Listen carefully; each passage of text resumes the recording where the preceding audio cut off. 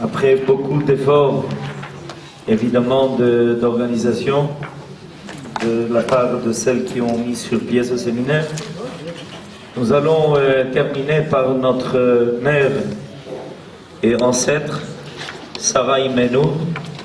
C'est à elle qu'on va donner l'honneur de terminer ce séminaire concernant le rôle, la place, l'importance, la valeur de ce qui s'appelle Isha.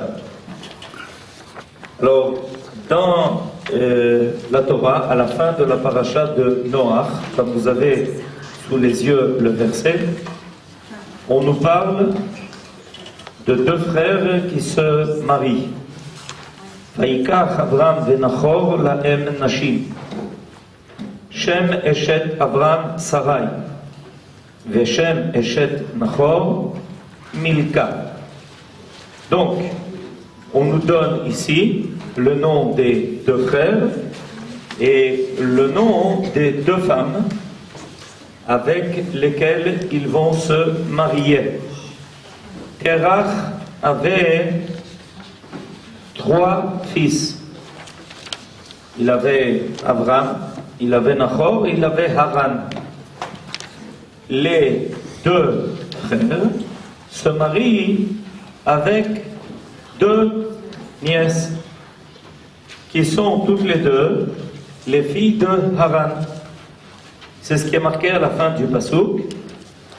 Je reprends le verset. Vayikach Avram venachor lahem nashim, Shem eshet Avram Sarai, Veshem eshet Nachor Milka, Bat Haran, Avi Milka, va Avi Yiska. On nous dit que Haran, donc le 3e frère, qui était le plus jeune, avait mis au monde 2 filles, qui sont devenues les 2 femmes de ses 2 frères. Donc ils se sont mariés avec 2 nièces. Et voilà la surprise qui nous est réservée, c'est qu'au début du verset, il est marqué qu'Avram a pris pour femme, qui ça? Sarai. Et qu'à la fin du verset, on nous dit que les 2 filles de Haran s'appelaient Milka et Yiska. Évidemment, qu'est-ce qui s'est passé entre-temps? Quelle a été la métamorphose qui a fait que tout d'un coup, Sarai s'appelle maintenant Yiska. Voilà l'énigme qu'il faut résoudre. Ce verset, en fait, pose une énigme. Il nous dit au début du verset que les 2 femmes de Avram et Nachor s'appellent Sarai et Milka, et à la fin du verset, on nous dit que leur père était le père de 2 filles, une qui s'appelait Milka et une qui s'appelait Yiska. Alors nos sages ont donné la réponse à cette énigme. Et ils ont dit la chose suivante, je lis Rashi en ivrite, et vous avez aussi la traduction en français. C'est un avantage pour ceux qui n'ont pas terminé l'ulpan. Yiska zo Sarah, al shem shesocha beruach hakodesh, vesheakol sochin beyofia. Entre parenthèses, que Moshe Neemar vayiru ota sare paro, ve'od Yiska lashon nesichut. Que mot Sarah lachon serara. Alors, qu'est-ce que nous révèle Rashi selon la tradition transmise par nos sages dans la loi orale? C'est que Yiska, en fait, était un surnom.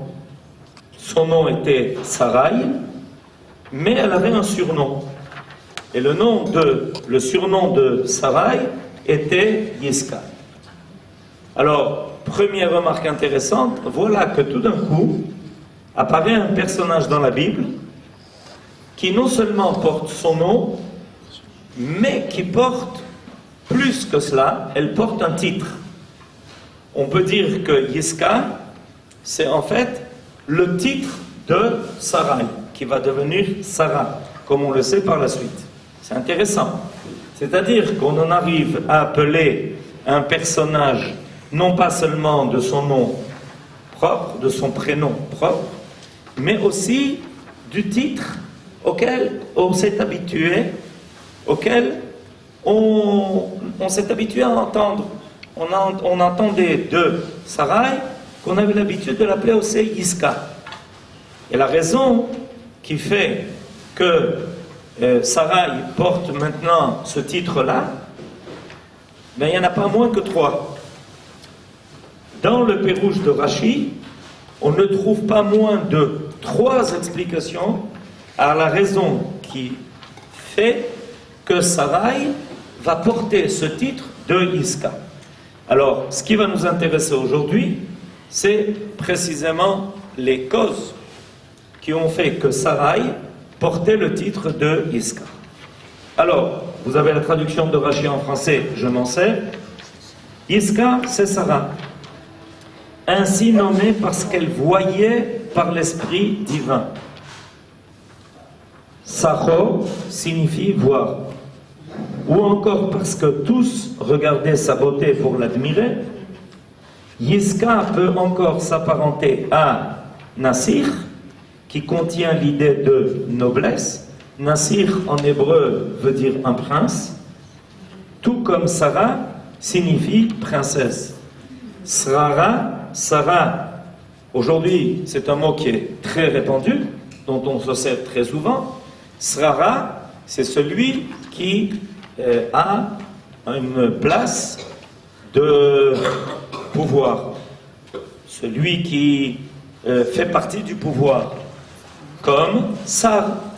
En fait, l'origine, la racine du mot Sarah, c'est le mot Sar. Sar, c'est au masculin, Sarat Achutz, Sarat Amishpatim, c'est donc une ministre. Donc, Sarah déjà invoque dans son propre nom l'idée de la noblesse, l'idée de détenir un pouvoir. Alors, Rashi ne trouve pas moins nécessaire que de nous donner l'explication du surnom que portait Sarai, qui devient Yiska, pas moins de 3 explications. Et on va aujourd'hui essayer de comprendre, en fait, quel est le contenu, quelle est la valeur de ces 3 explications, et pourquoi ça apparaît précisément avec Sarah. Les 3 valeurs qui sont invoquées ici sont des valeurs qui vont nous accompagner pour toujours, jusqu'à la fin des temps. Ce sont des valeurs. La première valeur qui est invoquée, c'est l'idée de Ruach HaKodesh. C'est ce qui est dit à propos de Sarah, ainsi nommée parce qu'elle voyait par l'esprit divin. C'est-à-dire qu'elle avait la possibilité de voir les choses au-delà de ce qu'on voit par ses propres yeux. On peut appeler ça, par exemple, l'intuition. Je vais vous donner la définition du dictionnaire, parce que j'ai besoin du dictionnaire pour définir les mots en français. Alors je vous donne la définition du Larousse sur le mot intuition. Intuition, saisie immédiate de la vérité sans l'aide du raisonnement. C'est-à-dire qu'en fait, on peut comprendre les choses par 2 méthodes. Il y a 2 possibilités qui amènent l'homme à la compréhension des choses. La première, c'est des connaissances. Ensuite, raisonnement par déduction ou induction. Et conclusion. Tout ce que je viens de dire, ne vous effrayez pas, ça s'appelle l'analyse des choses. On a des éléments de base, c'est les connaissances que l'on a acquis.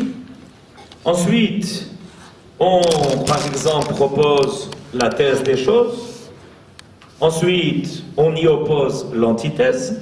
On en arrive à une synthèse. Et tout ça se fait dans un processus plus ou moins rapide. Des fois, il n'est pas du tout rapide. Aujourd'hui, on a l'avantage d'avoir un computer pour ça, et on analyse, finalement on arrive à une conclusion qui peut être bonne, meilleure ou moins bonne. Mais en tout cas, voilà la façon habituelle pour l'homme d'arriver à comprendre les choses. On s'en sert dans la science et on s'en sert dans beaucoup d'autres domaines, même des choses très simples et des fois des choses très compliquées. C'est pour ça qu'il y a des gens qui s'appellent des analystes.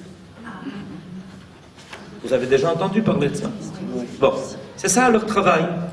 Alors il y a des gens qui sont très intelligents, vous leur proposez toutes les données du problème, et ils sont assis à table, ils gagnent 1 million. Pourquoi? Parce que ce sont des analystes. Ils sont capables de vous dire, par exemple, si vous leur proposez une idée, à quoi ça va mener? Ça s'appelle des analystes.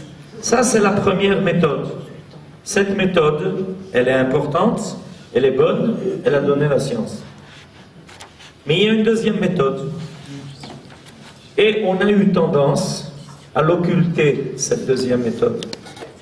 Dans la société moderne, la société appelée scientifique, on a tendance à occulter, surtout que depuis que la prophétie a disparu, malheureusement, il y a 2500 ans, avec la destruction du premier temple, un peu au début du deuxième temple, la deuxième méthode n'est plus tellement à la mode. Évidemment, on peut comprendre pourquoi. Parce qu'il est beaucoup plus difficile de la prouver. On a beaucoup plus de difficultés à amener des preuves à cela. Le prophète, est-ce qu'il avait besoin d'amener des preuves sur la véracité de ce qu'il prophétisait? Non. Sur quoi il avait besoin d'amener des preuves? Sur lui-même. Très bien, Korakavod. Il avait besoin d'amener des preuves sur lui-même. Il avait besoin d'amener des preuves qu'il était un vrai prophète. C'est-à-dire quelqu'un qui était un tzaddik, qui était un chacham, et qui avait prophétisé des choses qui s'étaient réalisées. Mais quand ensuite il amenait la parole divine, et il disait, voilà ce qui va se passer, on lui dit, mais d'où tu sais? On ne demande pas à un prophète, d'où tu sais? C'est indécent. Parce que sa réponse c'est quoi? Mais je ne vais quand même pas vous dire comment Dieu m'a parlé. C'est un secret. Ce que Manitou Zichrono Livracha nous disait, c'est le secret de la Kabbalah. C'est ça la Kabbalah. C'est que tu as reçu. C'est ça qu'on savait. Le prophète avait reçu. Donc il transmettait. On ne lui demandait pas de prouver. Imaginez-vous que le prophète devait prouver par des preuves à l'appui tout ce qu'il disait. Ça n'avait aucune valeur, ça ne s'appelle pas de la prophétie. Peut-être c'était un bon analyste. Or, depuis que la prophétie a disparu, on ne se fie plus tellement à cette méthode qui s'appelle l'intuition. Traduction, la bina. La bina. La bina, c'est les havin. La racine du mot les havin. Aïmata mevin. Est-ce que tu comprends? Mais quand on dit aujourd'hui à quelqu'un, est-ce que tu comprends? En fait, on lui demande, est-ce que tu as des preuves? Est-ce que tu t'es convaincu que ce que je dis, c'est vrai? Mais en réalité, la bina, c'est autre chose. C'est l'intuition. C'est ce qui est dit ici par Monsieur Larousse, saisie immédiate de la vérité, sans l'aide du raisonnement. C'est quelque chose qui ne passe pas par le canal de l'analyse. Qui est-ce qui a reçu la capacité de la bina? Bien, je vous lis ce qui est marqué dans le dernier traité du Talmud. Dans le dernier traité du Talmud, page 45. Vayiven Hashem Elohim et Hatzela. Quand Akadosh Baruch Hu a décidé de donner une compagne à l'homme, qui se sentait un peu seul, le pauvre, alors il est marqué qu'il lui a pris un côté et qu'il a construit. Mais il est intéressant de voir que dans le texte de la Bible, il est marqué Vayiven. Vayiven Hashem Elokim et Hatzela. Vayiven, vous avez compris que c'est la racine du mot Bina. Alors je vous lis ce qui est marqué dans le Talmud. Melamed Shenatan Akadosh Baruch Hu Bina Yetera Baisha Yoter Mi Baish.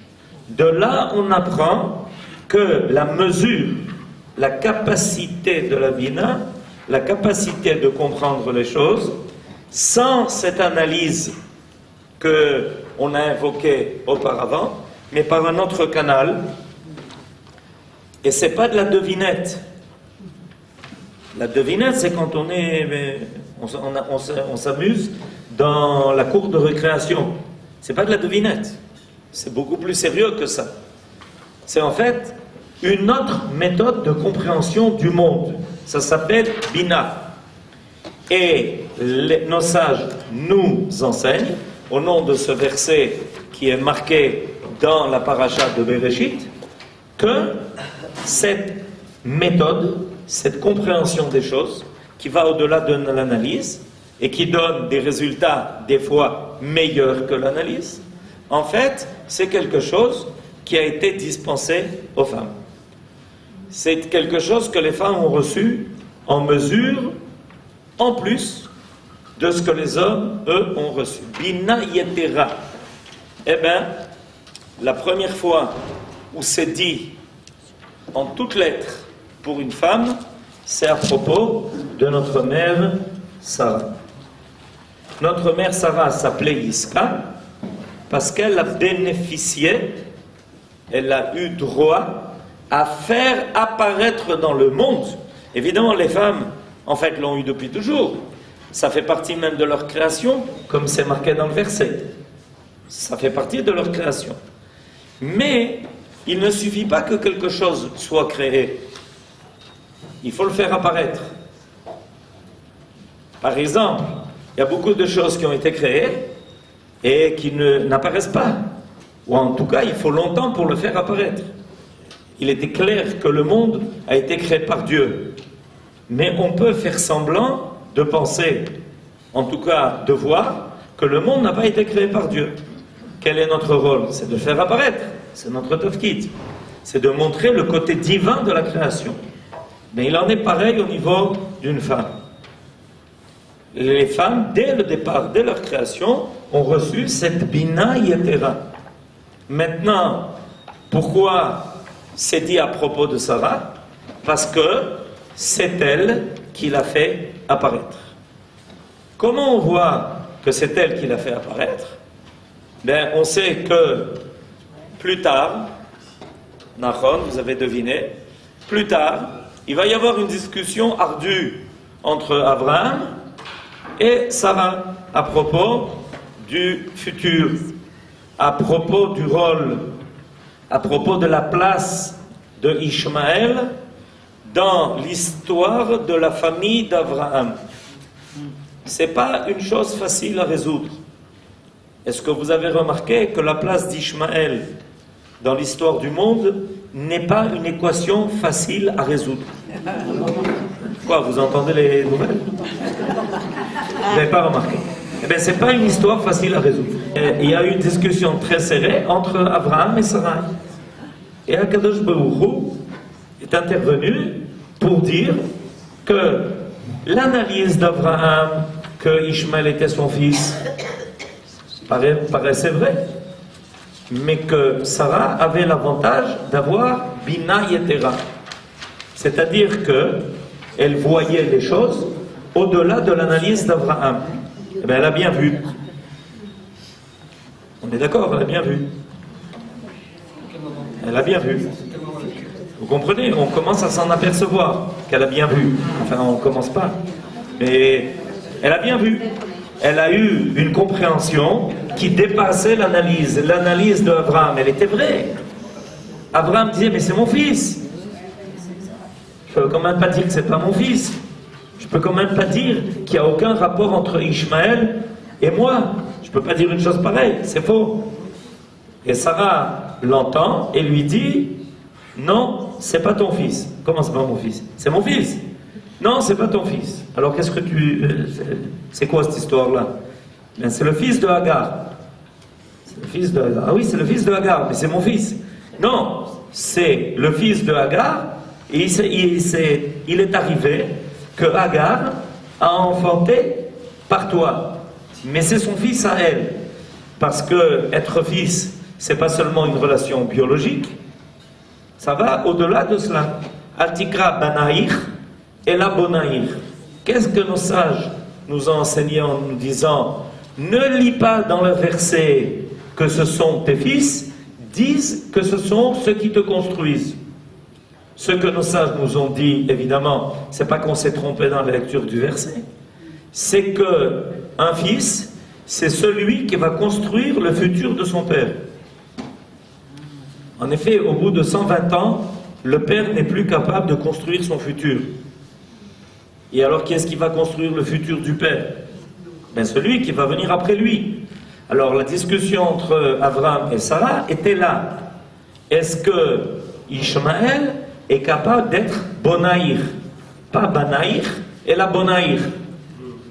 En général, on attend évidemment de ceux qui sont Banaïr d'être Bonaïr. Mais des fois, c'est pas le cas. Des fois, par exemple, un père transmet son affaire, pas à son fils. Parce qu'il a quelqu'un qui est capable de continuer son affaire bien mieux que son fils. Ça peut arriver. Exactement. Il y a dans l'histoire des cas où un rave a un élève qui va être beaucoup plus chacham que son propre fils. Ça peut arriver. C'est pas son rôle, disons. Par exemple, le fils du père n'est pas forcément celui qui va devenir le rave après son père. Ça peut arriver, mais c'est pas obligé. Oui. Mais c'est une question de bracha en fait, parce qu'Abraham a eu d'autres fils avec Hagar, mais en fait ça se jouait entre les deux aînés. On arrive à peine à s'en sortir avec Ishmaël, alors on parlera peut-être à une autre occasion des autres fils d'Abraham. Oui, Eliaou. Comment expliquer que Sarah a incité Abraham à aller vers Hagar? Ça, c'est une bonne question. On en parlera à l'occasion. Aujourd'hui, on est en train de payer un certain prix de ça.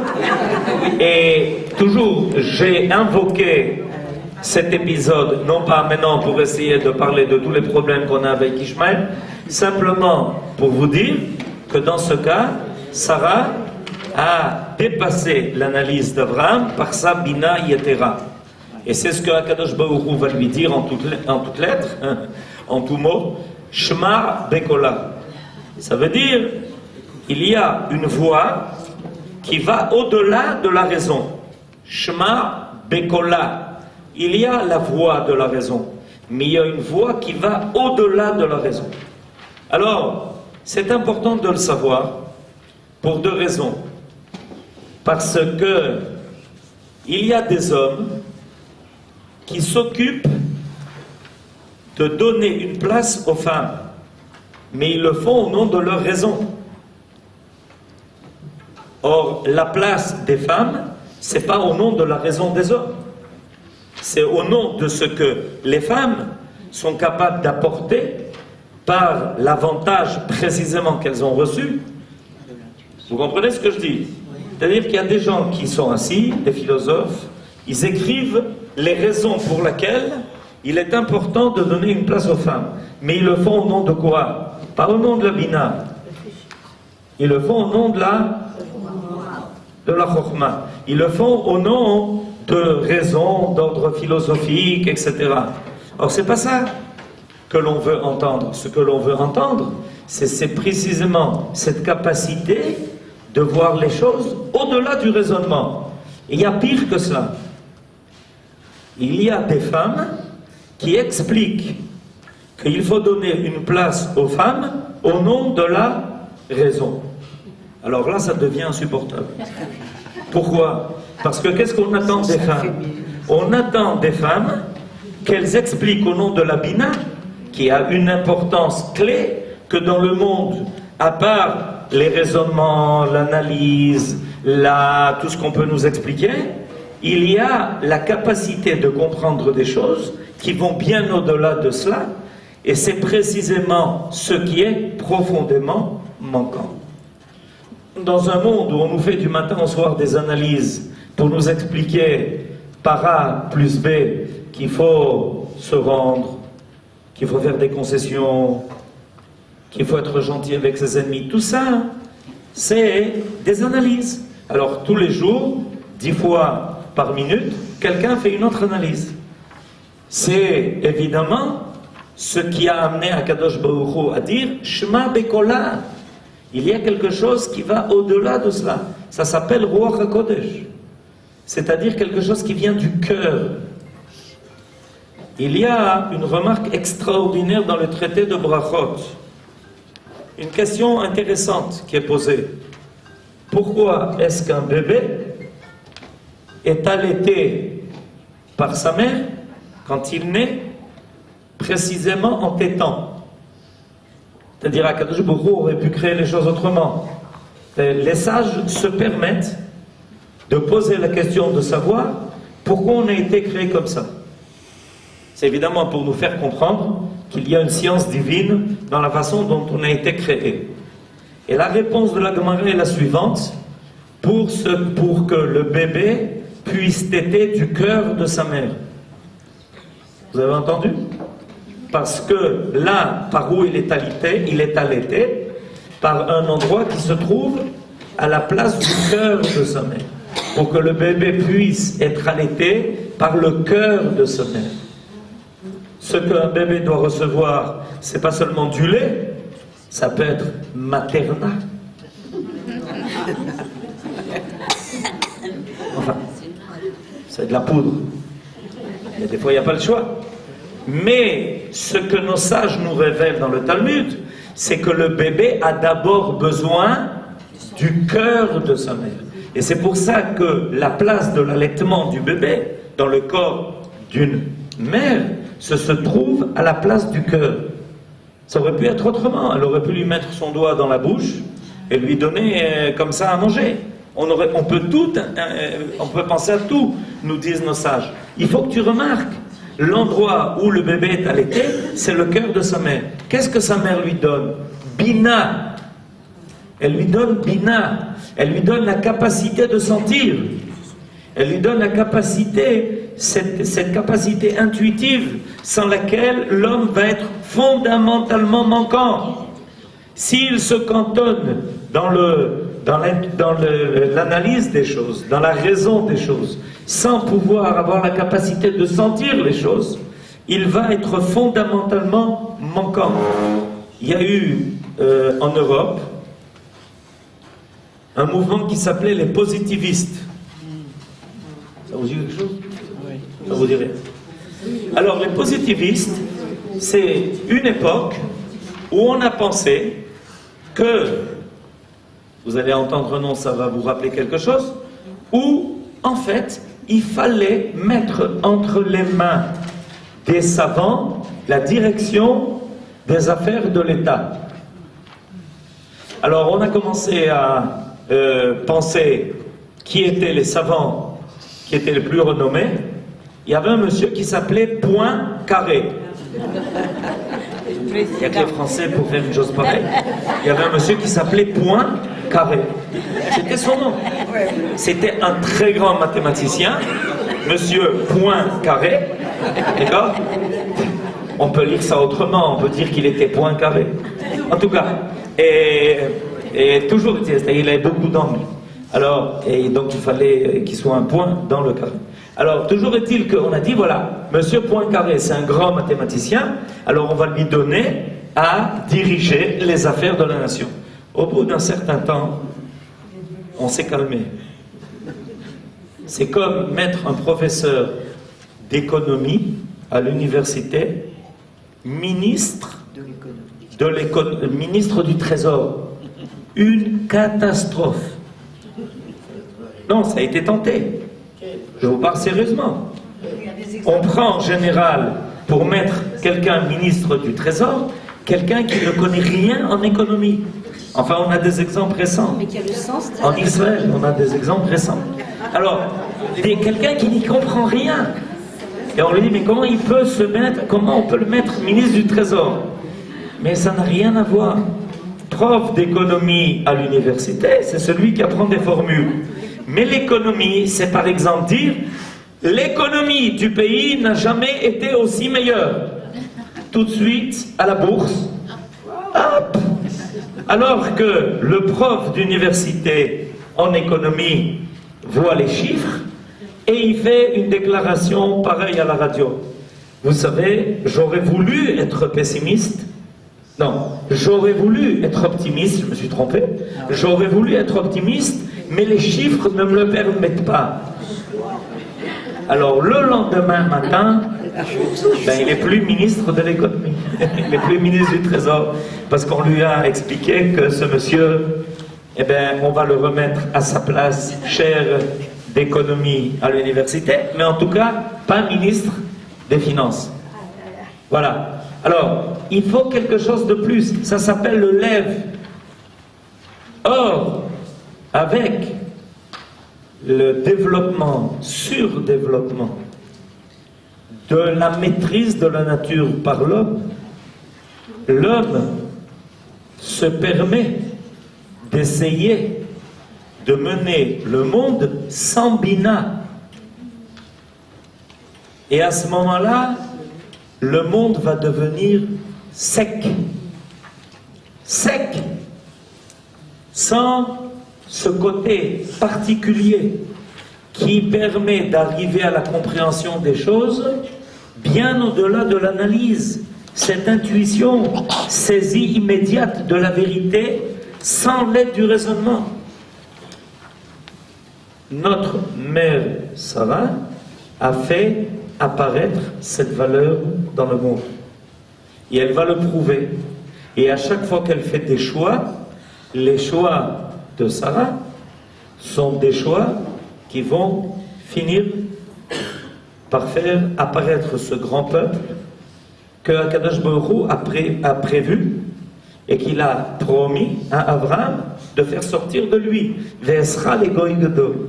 Il est clair que grâce à Sarah, grâce à sa femme, Abraham va pouvoir faire apparaître cela. Il y a des choix qui vont bien au-delà de l'analyse et qui s'appellent Bina Yetera Baïsh. Ça, c'est la première chose. Ça, c'est la première explication de Rashi à propos de Yiska. C'est ce qui est marqué ici, Socha Beruach HaKodesh. C'est-à-dire qu'elle a fait apparaître dans le monde cette valeur-là, et on savait que Sarah pouvait amener au développement de cette capacité. Quand on dit que Sarah s'appelle Yiska, ça veut dire qu'elle est l'adresse de cela. C'est ça que ça veut dire. Dans le monde, elle est l'adresse. Quand une femme voulait savoir qui elle était, elle allait voir Sarah. C'est pas seulement qu'elle avait cette qualité, cet avantage, c'est qu'elle est devenue une adresse dans le monde. Elle est devenue, comme on va le voir plus tard, une princesse. C'est-à-dire celle à qui on s'adresse pour savoir qu'est-ce que je dois être en tant que femme. Qu'est-ce que je dois faire apparaître? Très souvent, quand des couples prennent conseil, alors ils prennent conseil sur des tas de questions importantes.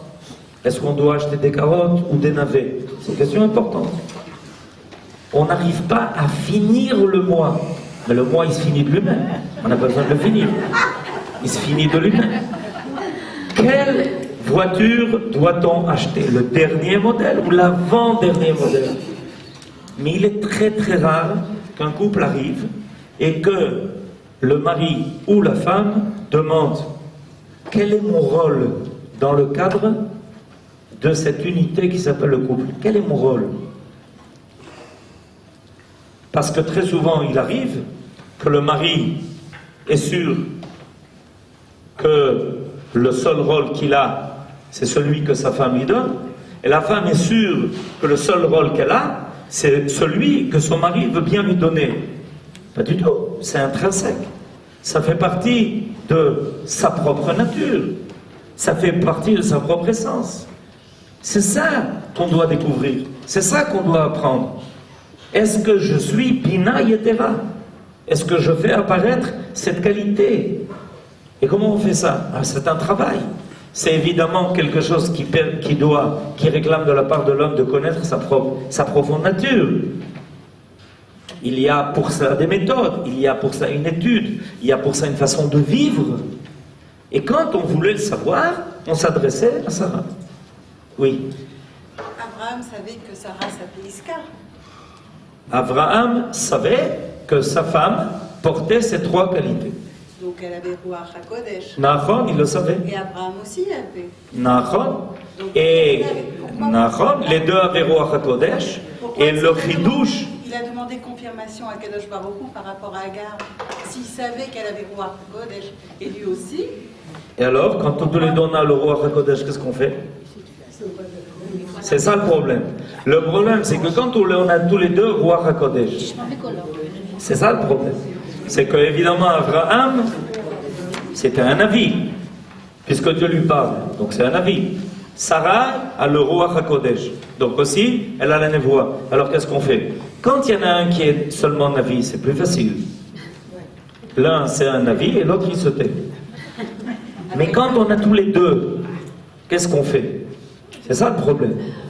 Ça rappelle une belle histoire où deux hommes se rencontrent et chacun, évidemment, parle de sa famille, de son couple, en disant, écoute, comment ça se passe chez toi? Chez moi, ça se passe très bien, et moi, je décide de tout. Alors l'autre lui dit, par exemple, il dit, écoute, d'après toi, qui va être Premier ministre? Hein? Ben, c'est moi qui décide. Ok, et quoi d'autre? Et qui va être le ministre de l'économie? C'est moi qui décide. Je décide de tout. Et ta femme, de quoi elle décide? Pas grand-chose. L'école pour les enfants, la maison qu'on va acheter, les petites choses. Je décide de tout. C'est-à-dire que les deux ont quelque chose à dire, mais il est clair qu'il y a des choses où il faut avoir des choix fondamentaux.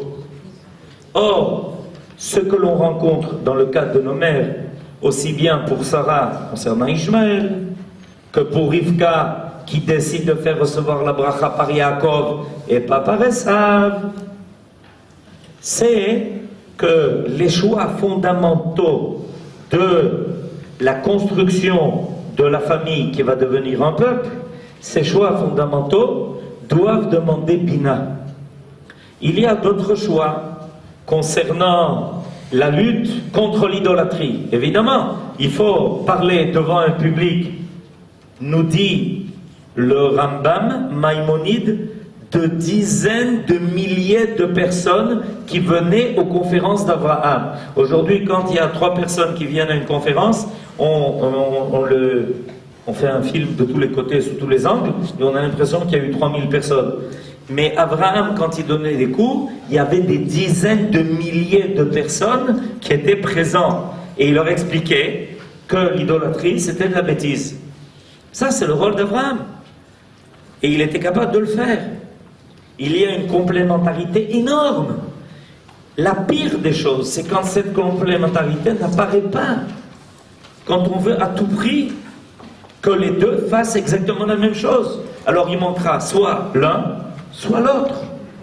Il est clair que les deux avaient Ruach HaKodesh, mais chacun devait exercer sa capacité de comprendre les choses dans d'autres domaines qui devaient se compléter forcément, obligatoirement. Abraham était conscient de cela. Et c'est pour ça d'ailleurs que quand Akadosh Baruch Hu lui dit Shema Bekola, c'est ce qu'il a fait. Est-ce que vous pensez que c'était facile pour Abraham de répudier Agar et Ishmaël?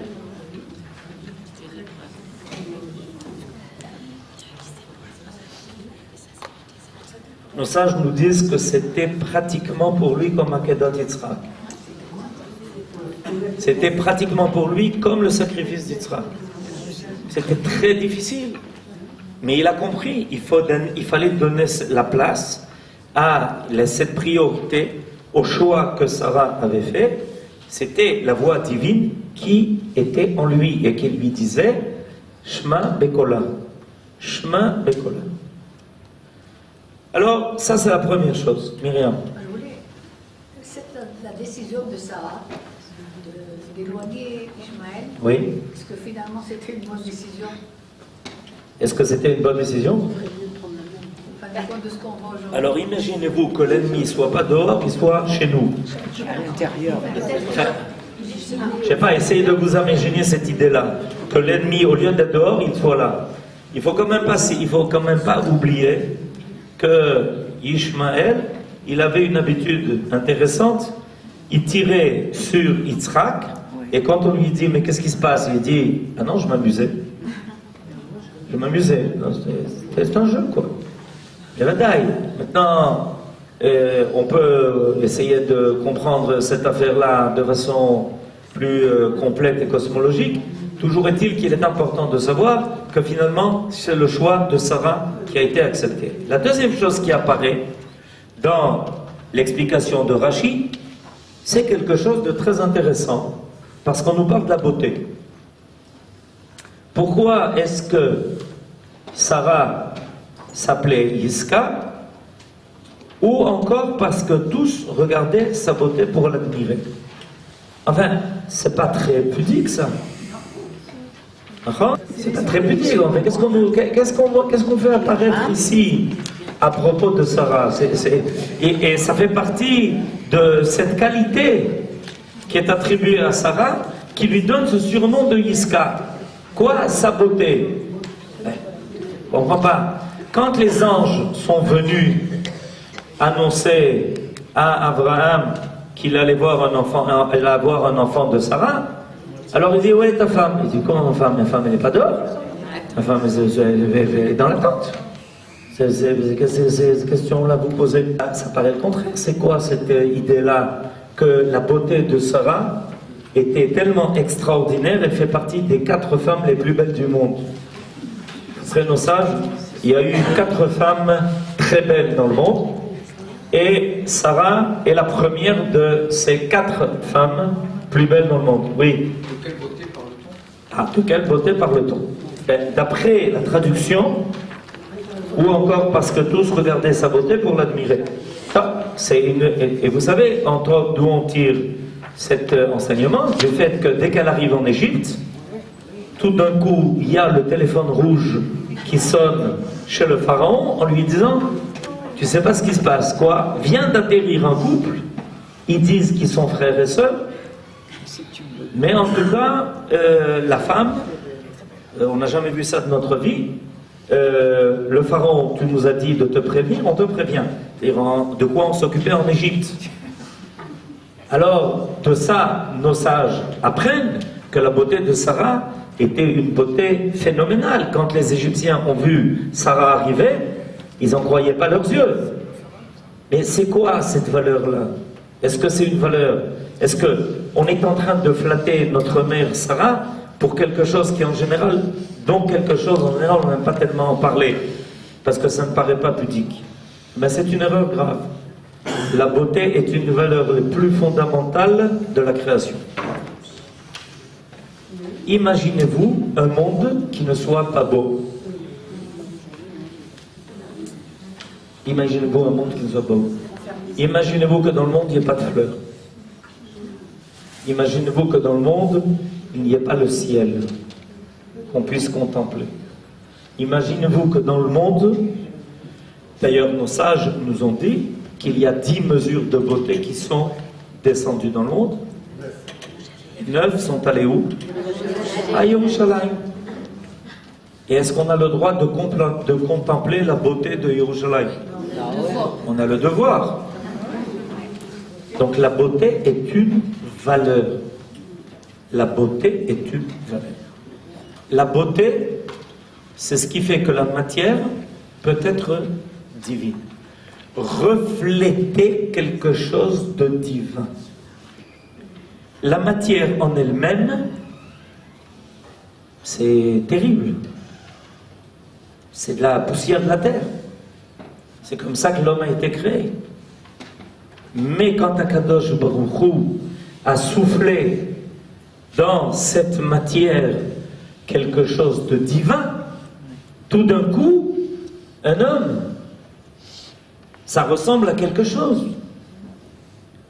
et tous les aussi niveaux et degrés de la création. Un singe ou un homme.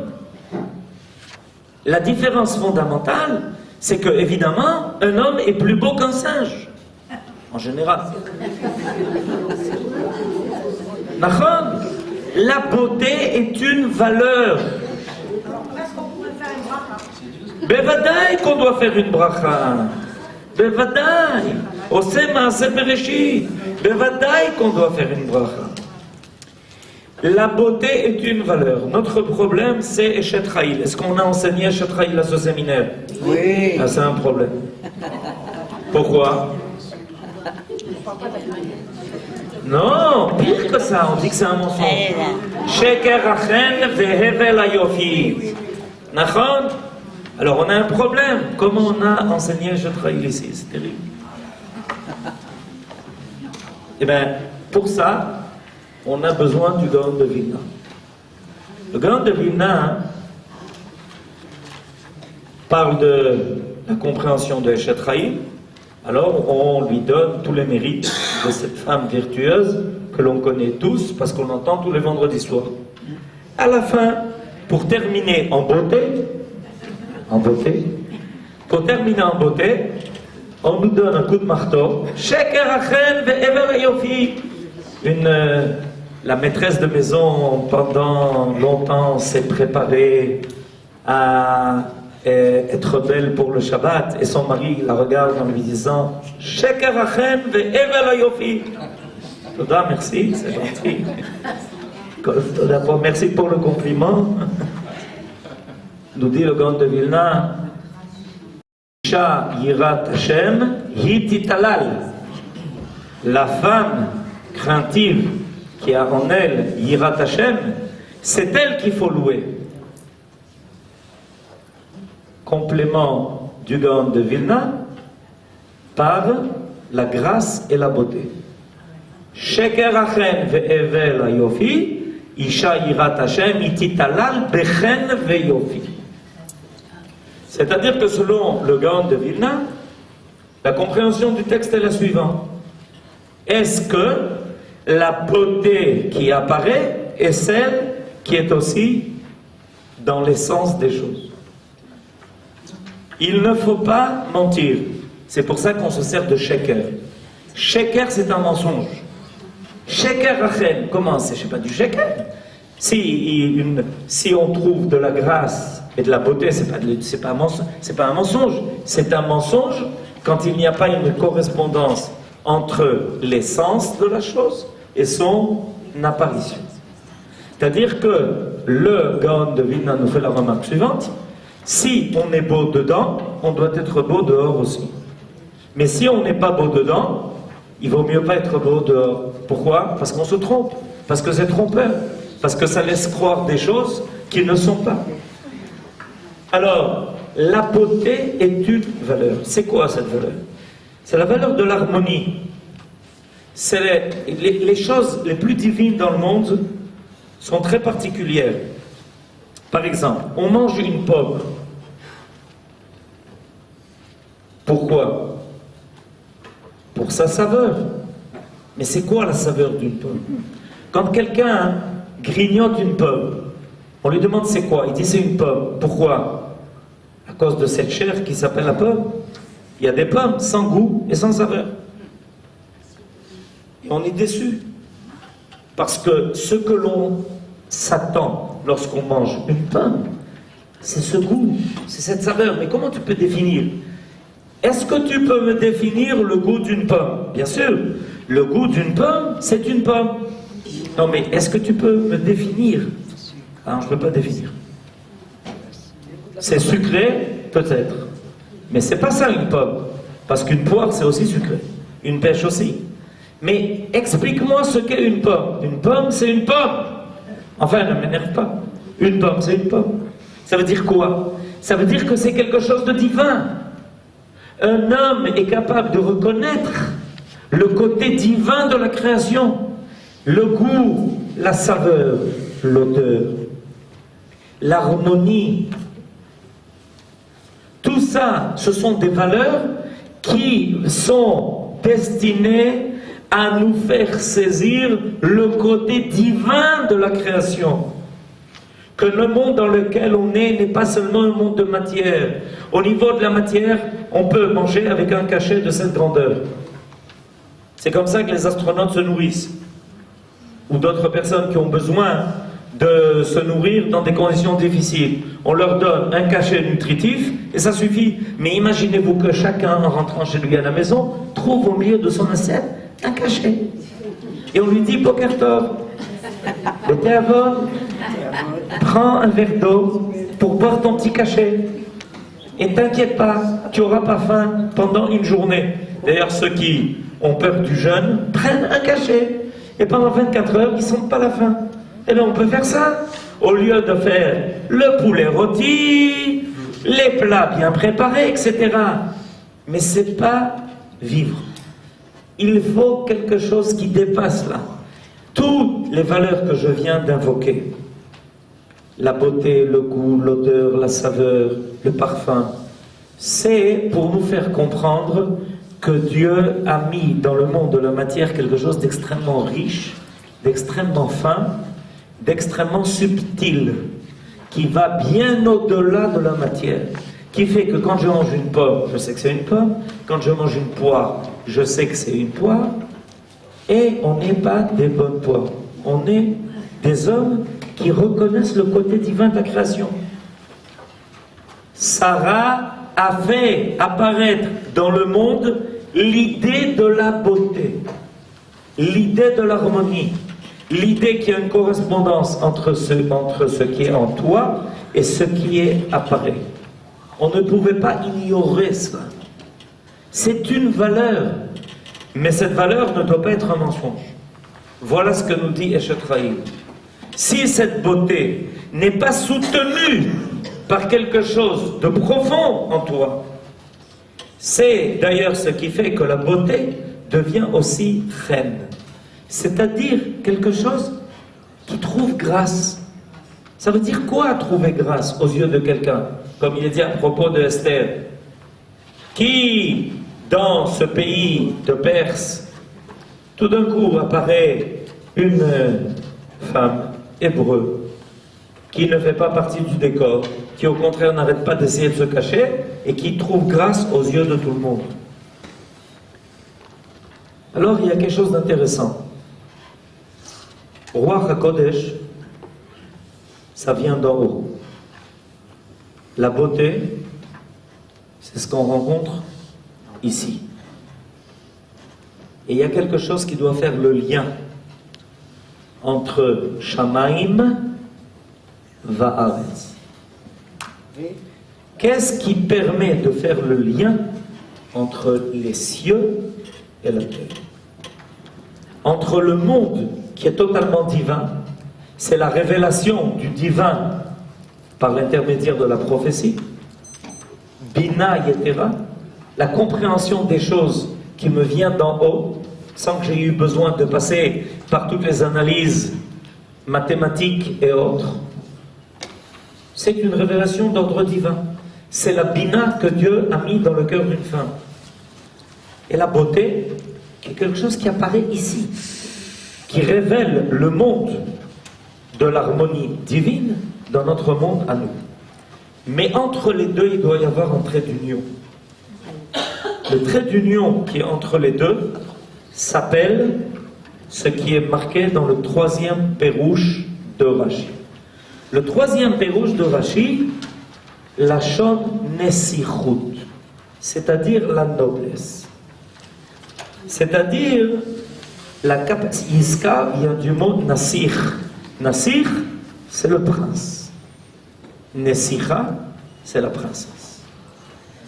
La noblesse fait le lien entre les cieux et la terre. Quand on dit de quelqu'un qu'il a une attitude noble, ça veut dire qu'il a une attitude qui dépasse le côté matériel des choses. Il s'est conduit avec noblesse. Ça veut dire que, par exemple, peut-être qu'au niveau des lois et des règles de notre monde, quelque chose lui revenait. mais il a été prêt à donner sa place. C'était sa place, mais il a donné sa place à quelqu'un d'autre. C'est une attitude qui est noble. Par exemple, Dieu a donné de la place aux hommes. Vous vous rendez compte? Avant que le monde ne soit créé et que les hommes ne soient créés, Dieu occupait toute la place. Et voilà qu'à un moment donné, il y a 5776 ans, Akadosh Baruch Hu décide de donner de la place à des hommes créés, à des créatures. C'est un acte de noblesse. Quelqu'un qui est royal invite d'autres à prendre place. Pourquoi? Parce que dans l'infini, c'est le divin, il y a de la place pour tout le monde. Dans l'infini, il y a de la place pour tout le monde. C'est pour ça que Dieu peut donner de la place aux autres, parce qu'il est infini. Les petits, les hommes qui sont petits, ils donnent de la place à personne. Pourquoi? Parce qu'il n'y a pas de place. Ils sont très petits. Quand on allait au Beth Amikdash, il y avait de la place pour tout le monde. Quand ça? Ben, quand on se prosternait. C'était un acte de noblesse. Un grand, il donne de la place aux autres.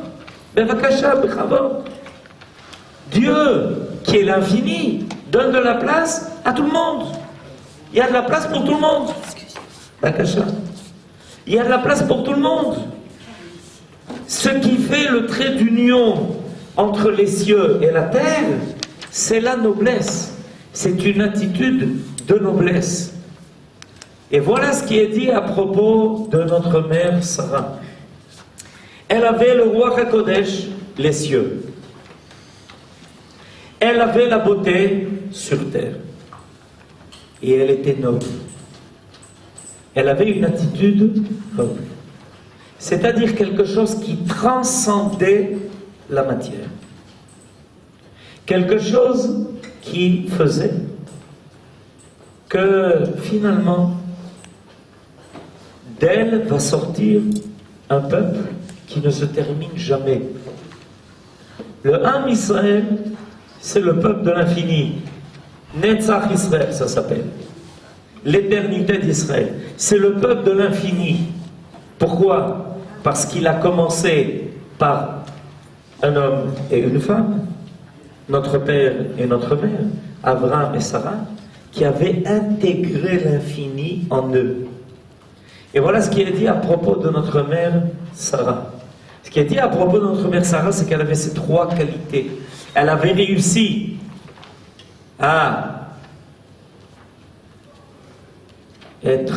toucher les cieux, Roi HaKodesh, Socha Roi HaKodesh.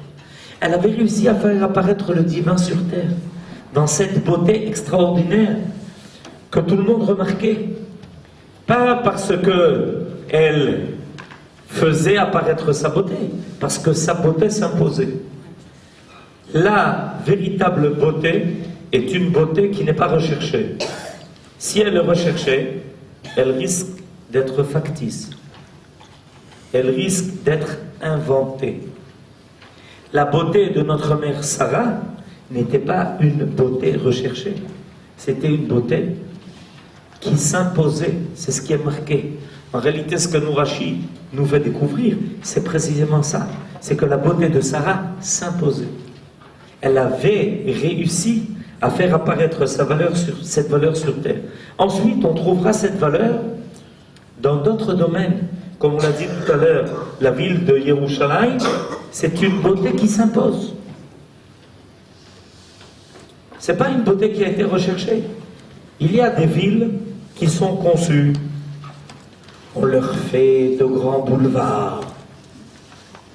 À Yerushalayim, il n'y en a pas. On fait de beaux bâtiments. On élève des monuments. à Yerushalayim, il n'y en a pas. Il n'y en a pas. Enfin, il y a un qui a fait une tentative. Ceux qui l'ont fait sont allés en prison. Il valait mieux pas. Il valait mieux pas. C'est dommage. Ils ont atteint la beauté de Yerushalayim. Parce que Yerushalayim n'a pas besoin de ça. Yerushalayim n'a pas besoin de ça. Yerushalayim trouve sa beauté dans les plus petites pierres. C'est une beauté qui s'impose, qui vient d'elle-même, qui vient révéler quelque chose de divin. Pourquoi Yerushalayim s'appelle Ira Kodesh? Parce qu'elle est capable de faire apparaître les cieux sur terre. Alors on touche une pierre, ok? Et des gens qui ont vu des beaux bâtiments, qui ont vu des beaux monuments dans le monde, ils arrivent à Yerushalayim, ils se disent, mais qu'est-ce qu'il y a ici? Qu'est-ce qui se passe? Qu'est-ce qui se passe? Et je vois des gens arriver à Yerushalayim et arriver au Kotel, des non-juifs, et puis je les vois devant le Kotel, et je les regarde et je me dis, mais qu'est-ce qu'ils cherchent? Ils ont déjà tout vu. Tout vu. Des gens qui viennent du monde entier. Et il fallait, ce vendredi-là, j'ai vu un groupe de Japonais en train de se faire photographier devant le Kotel sous tous les angles. Et puis je me dis, imaginez-vous que ces gens-là, ils vont arriver au Japon. Et puis, ils vont monter la photo. Derrière, on voit des pierres. Et puis on les voit comme ça en admiration, comme ça en extase. Alors quelqu'un va leur dire, mais qu'est-ce qui s'est passé? Qu'est-ce qu'ils vont dire? Qu'est-ce qu'ils vont dire? Comment on était devant Western Wall? Mais quoi? Qu'est-ce qu'il y a eu là-bas? On ne peut rien vous dire, il faut y aller. Et c'est pour ça qu'ils viennent de plus en plus d'ailleurs. De plus en plus. Ce vendredi, j'étais noyé pratiquement par les Japonais. Mais en Israël, pas au Japon. C'est incroyable. Je vous parle sérieusement. Je vous dis ce que j'ai vu. J'étais là-bas, j'ai vu des Japonais comme ça, ils défilaient. Mais et puis, sur la photo, derrière des pierres. Mais quoi? Qu'est-ce que vous êtes venus chercher? On est venu chercher les cieux sur terre. Et on les a trouvés. Et c'est la beauté de Yerushalayim qui s'impose. C'est la ville, non pas des Lumières.